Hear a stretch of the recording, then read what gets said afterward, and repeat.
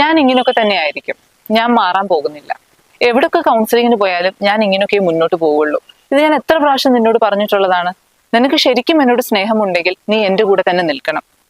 Sounds familiar? നിങ്ങളോട് ഇതാരെങ്കിലും പറഞ്ഞിട്ടുണ്ടോ? അതോ നിങ്ങൾ ഇതാരോടെങ്കിലും പറഞ്ഞിട്ടുണ്ടോ? ഒറ്റ നോട്ടത്തിൽ ഭയങ്കര സ്നേഹം കൊണ്ടാണ് എന്ന് തെറ്റിദ്ധരിക്കപ്പെടുന്ന ഒരു സ്റ്റേറ്റ്മെന്റ് ആണിത്. എന്നാൽ ഒന്ന് ആലോചിച്ച് നോക്കൂ, എന്താണ് നിങ്ങൾ കമ്മ്യൂണിക്കേറ്റ് ചെയ്യുന്നത്? ഞാൻ ഗ്രോ ചെയ്യില്ല, ഞാൻ ഹീൽ ചെയ്യില്ല, ഞാൻ എൻ്റെ റെസ്പോൺസിബിലിറ്റീസ് ഏറ്റെടുക്കില്ല, നീ എൻ്റെ വേദനയും ബാഗേജസും ചുമന്നോളണം എന്നല്ലേ നമ്മൾ കമ്മ്യൂണിക്കേറ്റ് ചെയ്യുന്നത്? പണ്ട് മുതലേ ഉള്ള ഒരു തെറ്റിദ്ധാരണയാണ് എല്ലാം സഹിച്ചും ക്ഷമിച്ചും മുന്നോട്ട് പോകുന്നതാണ് സ്നേഹം എന്നുള്ളത്. ആരും പെർഫെക്റ്റ് ആയിട്ടില്ല, എല്ലാവർക്കും ഫ്ലോസ് ഉണ്ട്.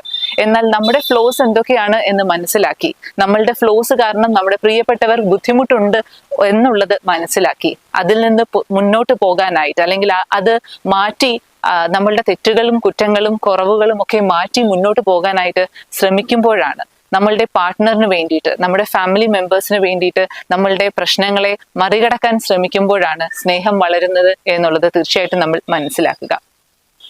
നമ്മളുടെ പ്രശ്നങ്ങളിൽ നിന്ന് നമ്മൾ മാറില്ല, അല്ലെങ്കിൽ ഞാൻ ഇങ്ങനെയൊക്കെ തന്നെ മുന്നോട്ട് പോവുള്ളൂ, ഞാൻ എന്നിൽ ഒരു വ്യത്യാസങ്ങളും വരുത്തില്ല എന്ന് പറയുന്നത് ഒരിക്കലും സ്നേഹമല്ല, മറിച്ച് ഇമോഷണൽ ചൈൽഡ്ഹുഡ് ആണ്.